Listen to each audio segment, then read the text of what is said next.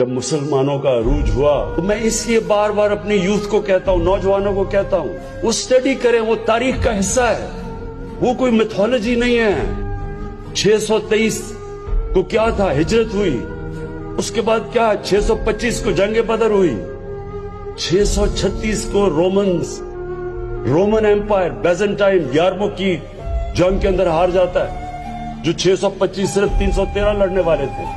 11 سال کے بعد رومن ایمپائر گر جاتا ہے، 12 سال کے بعد پرشین ایمپائر ان کے سامنے گر جاتا ہے۔ تاریخ کا حصہ ہے۔ کیا تھا وہ انقلاب؟ وہ عرب جن کو پوچھتا کوئی نہیں تھا، 2 سپر پاورز تھی، ایک طرف پرشین ایمپائر، دوسری طرف رومن ایمپائر، وہ کیا چیز انہوں نے کی کہ دنیا کی تاریخ بدل گئی؟ اور ایسا سارے سائنسدان مسلمان سب سے عظیم دنیا کی قوم بن گئی۔ اللہ قرآن میں کہتا ہے کہ نبی صلی اللہ علیہ وسلم کی زندگی سے سیکھو، ان کی سنت پہ چلو، ان کی